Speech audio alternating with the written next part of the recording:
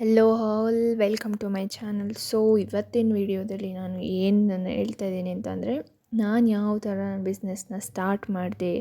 So ಅದು ಯಾವ ಥರ ವರ್ಕ್ ಫ್ರಮ್ ಹೋಮ್ ಮಾಡ್ಬೋದು. ಸೊ ಎಲ್ಲರೂ ಹೌಸ್ ವೈಫ್ ಆಗಿರ್ಬೋದು, ಸ್ಟೂಡೆಂಟ್ ಆಗಿರ್ಬೋದು, ಎಲ್ಲರೂ ಕೂಡ ಮಾಡ್ಬೋದು. ಸೊ ಅದು ಯಾವ ಥರ ಮಾಡೋದು, ಹೇಗೆ ಮಾಡೋದು ಅನ್ನೋದನ್ನು ಹೇಳ್ತೀನಿ. Let's start the video. Actually ನನ್ನ ಬಿಸ್ನೆಸ್ನ ಸ್ಟಾರ್ಟ್ ಮಾಡಿದ್ದು ಮೀಶೋದಲ್ಲಿ. ಸೊ ನಂದು ಯಾವುದು ಬಿಸ್ನೆಸ್ಸು ಏನು ಇಲ್ಲಿವರೆಗೂ ನಾನು ಎಷ್ಟು ಅರ್ನ್ ಮಾಡಿದ್ದೀನಿ ಅನ್ನೋದನ್ನು ನಾನು ಪ್ರೀವಿಯಸ್ ಒಂದು ವೀಡಿಯೋದಲ್ಲಿ ಹೇಳಿದ್ದೀನಿ. ಸೊ ಅದನ್ನು ನಾನು ಮೇಲೆ ಲಿಂಕ್ ಕೊಡ್ತೀನಿ. ಸೊ ನೀವು ಅದನ್ನು ಹೋಗಿ ನೋಡ್ಬೋದು, ಏನು ಬಿಸ್ನೆಸ್ಸು, ಸೊ ಇಲ್ಲಿವರೆಗೂ ನಾನು ಎಷ್ಟು ಅರ್ನ್ ಮಾಡಿದ್ದೀನಿ ಅನ್ನೋದನ್ನು ನೋಡ್ಬೋದು. ಸೊ ಅದಕ್ಕಿಂತ ಡೀಟೇಲ್ಡಾಗಿ ಇನ್ಫಾರ್ಮೇಷನ್ ಬೇಕಂದರೆ ನಾನು ನೆಕ್ಸ್ಟ್ ವೀಡಿಯೋದಲ್ಲಿ ಅದನ್ನು ಹೇಳ್ತೀನಿ. ಸೊ ಯಾವ ಥರ ನಾನು ಮೀಶೋದಲ್ಲಿ ಸ್ಟಾರ್ಟ್ ಮಾಡಿದೆ ಅಂತಂದರೆ, ಫಸ್ಟು ವಿತೌಟ್ GST ನಾನು ರಿಜಿಸ್ಟ್ರೇಷನ್ ಮಾಡ್ಕೊಂಡಿದ್ದು. ಸೊ ವಿತೌಟ್ GST ರಿಜಿಸ್ಟ್ರೇಷನ್ ಮಾಡಿಕೊಂಡು ನಮ್ಮದು ಸ್ಮಾಲ್ ಪ್ರಾಡಕ್ಟ್ಸ್ನ ಸೇಲ್ ಮಾಡೋ ಮೂಲಕ ನಾವು ಅರ್ನ್ ಮಾಡ್ತಿದ್ವಿ. ಸೊ ನಿಮ್ಮದು ಯಾವುದಾದ್ರೂ ಪ್ರಾಡಕ್ಟ್ ಆಗಿರ್ಬೋದು ಇದ್ದು. ಸೊ ಸ್ಟಾರ್ಟಿಂಗ್ ನಮ್ಗೆ ಅಷ್ಟು ತುಂಬ ಆರ್ಡರ್ಸ್ ಬರ್ತಾ ಇರಲಿಲ್ಲ. ಓಕೆ ಆಮೇಲೆ ಓಕೆ ಥರ ಬರ್ತಾಯಿತ್ತು. ಬಟ್ ನೀವು ಇದನ್ನೇ ಫುಲ್ ಟೈಮ್ ಮಾಡ್ತೀವಿ ಅಂತ ಅನ್ನೋದಾದರೆ ಮಾಡ್ಬೋದು. ಬಟ್ ನೀವು ಪ್ರಾಡಕ್ಟ್ಸ್ನ ಇಂಪ್ರೂವೈಸ್ ಮಾಡ್ಕೊಬೇಕು ಮತ್ತು ಜಾಸ್ತಿ ಪ್ರಾಡಕ್ಟ್ಸ್ ಕ್ಯಾಟಲಾಗ್ ಅಪ್ಲೋಡ್ ಮಾಡಬೇಕು. ಸೊ ಹಾಗಂದರೆ ಮಾತ್ರ ಜಾಸ್ತಿ ಬರುತ್ತೆ.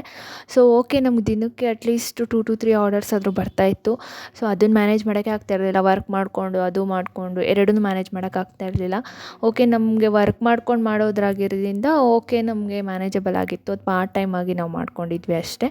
ಸೊ ನೀವೇನಾದರೂ ಫುಲ್ ಟೈಮ್ ಮಾಡ್ಕೊತೀನಿ ಅಂದರೆ ನೀವು ವಿತ್ GST ಹೋಗ್ಬೋದು. ಆರ್ ನೀವು ಬೇರೆ ಪ್ರಾಡಕ್ಟ್ಸ್ನ ಅಪ್ಲೋಡ್ ಮಾಡಿ, ಜಾಸ್ತಿ ಕಟಲಾಗ್ಸ್ನ ಅಪ್ಲೋಡ್ ಮಾಡಿ ಕೂಡ ನೀವು ಆರ್ಡರ್ಸ್ನ ತೊಗೊಬೋದು. ಸೊ ಆರ್ಡರ್ಸ್ ಬರುತ್ತೆ, ಪ್ರಾಬ್ಲಮ್ ಇಲ್ಲ.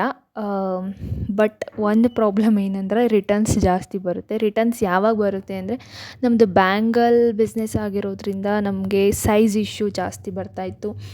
ಸೊ ಸೈಜ್ ಇಶ್ಯೂ ಅವ್ರು ಹಾಕ್ತಿದ್ದ ಸೈಜೇ ನಾವು ಕೊಡ್ತಿದ್ದಿದ್ದು. ಬಟ್ ಸ್ಟಿಲ್ ನಮಗೆ ತುಂಬ ಸೈಜ್ ಇಶ್ಯೂಸ್ದೇ ಜಾಸ್ತಿ ಬರ್ತಾಯಿತ್ತು. ಕ್ವಾಲಿಟಿ ಬಗ್ಗೆ ಯಾವುದೇ ಇಶ್ಯೂಸ್ ಬರ್ತಾ ಇರಲಿಲ್ಲ. ಬಟ್ ಒಂದೇ ಪ್ರಾಬ್ಲಮ್ ಅಂದರೆ ಸೈಜ್ ಇಶ್ಯೂ. ಅದೊಂದೇ ರೀಸನ್ಗೆ ನಮ್ಗೆ ರಿಟರ್ನ್ ಆಗ್ತಾಯಿತ್ತು. ಸೊ ನಮ್ಗೆ ಅದು ತುಂಬಾ ಬೇಜಾರಾಗಿಬಿಟ್ಟಿತ್ತು. ಓಕೆ ಅಂದ್ರೂ ನಾವು ಮಾಡ್ತಾಯಿದ್ದೀವಿ, ನೋಡೋಣ ನೆಕ್ಸ್ಟ್ ಅಂತ. ಅದು ಬ್ಯಾಂಗಲ್ಸ್ ಬಿಟ್ಟು ಬೇರೆ ಏನಾದರೂ ಮಾಡೋಣ ಅಂತ ಐಡಿಯಾ ಮಾಡ್ತಾಯಿದ್ದೀವಿ. ಸೊ ನೋಡೋಣ ಅದೇನಾಗುತ್ತೆ ಅಂತ. But still we are continue with bangles only. So ನೀವು ಈ ಥರ ಬೇರೆ ಯಾವುದಾದ್ರೂ ಪ್ರಾಡಕ್ಟ್ಸ್ ಮಾಡ್ಬೋದು. ಮನೆಯಲ್ಲೇ ಮಾಡೋವಂಥ ಪ್ರಾಡಕ್ಟ್ಸು ಕೂಡ ಸೇಲ್ ಮಾಡ್ಬೋದು, ಇಲ್ಲ ಆಚೆ ಕಡೆ ತಂದು ಕೂಡ ಮಾಡ್ಬೋದು. ನಿಮ್ಗೆ ಯಾವುದು ಇಂಟ್ರೆಸ್ಟ್ ಇದೆ ಅದು ನೋಡಿಕೊಂಡು ನೀವು ಪ್ರಾಡಕ್ಟ್ನ ಸ್ಟಾರ್ಟ್ ಮಾಡಿ ಆ್ಯಂಡ್ ಸೇಲ್ ಮಾಡ್ಬೋದು. No problem. ಬಟ್ ಹುಷಾರಾಗಿ ನೋಡ್ಕೊಂಡು ಮಾಡಿ ಅಷ್ಟೇ. ಓಕೆ, ಇದು ಬಿಟ್ಟು ನೀವು ಮೀಶೋ ಬಿಟ್ಟು ಬೇರೆ ಪ್ಲ್ಯಾಟ್ಫಾರ್ಮಲ್ಲೂ ಕೂಡ ನೀವು ಸೇಲ್ ಮಾಡ್ಬೋದು. ಬಟ್ ಅದರಲ್ಲಿ ನೀವು GST ತೊಗೋಬೇಕಾಗುತ್ತೆ. ಸೊ ವಿತ್ GST ಮಾತ್ರ ಅಲ್ಲಿ ಮಾಡೋಕ್ಕಾಗುತ್ತೆ. ವಿತೌಟ್ GSTನೂ ಬೇರೆ ಪ್ರಾಡಕ್ಟ್ಸ್ ಇದೆ. ಅದು ಯಾವ್ಯಾವುದು ಅಂತ ನಾನು ನೆಕ್ಸ್ಟ್ ವೀಡಿಯೋದಲ್ಲಿ ಹೇಳ್ತೀನಿ. ಸೊ ನೀವು ಮೀಶೋ ಬಿಟ್ಟು ಬೇರೆ ಪ್ಲ್ಯಾಟ್ಫಾರ್ಮಲ್ಲಿ ಮಾಡ್ತೀವಿ ಅಂತಂದರೆ ಅದಕ್ಕೆ GST ಬೇಕೇ ಬೇಕು. ಸೊ ವಿತ್ GST ಮಾತ್ರ ಮಾಡೋಕ್ಕಾಗುತ್ತೆ. ಸೊ ನಾನು ನೆಕ್ಸ್ಟ್ ವೀಡಿಯೋದಲ್ಲಿ ಫುಲ್ ಡೀಟೇಲ್ಡಾಗಿ ಬೇರೆ ಇನ್ಫಾರ್ಮೇಷನ್ ಕೊಡ್ತೀವಿ. ಸೊ ನಿಮ್ಗೇನಾದರೂ ಬೇರೆ ಇನ್ಫಾರ್ಮೇಷನ್ ಬೇಕಂತ ಅಂದರೆ ಪ್ಲೀಸ್ ಕಮೆಂಟ್ ಮಾಡಿ. ಸೊ ನನ್ನ ಬಿಸ್ನೆಸ್ ಬಗ್ಗೆ ನಾನು ಹೇಳಿದ್ದೀನಿ, ಯಾವ ಥರ ಮಾಡ್ತಿದ್ದೀನಿ, ಸೊ ಏನು ಇಶ್ಯೂ ಆಗಿದೆ ಎಲ್ಲನೂ ಹೇಳಿದ್ದೀನಿ.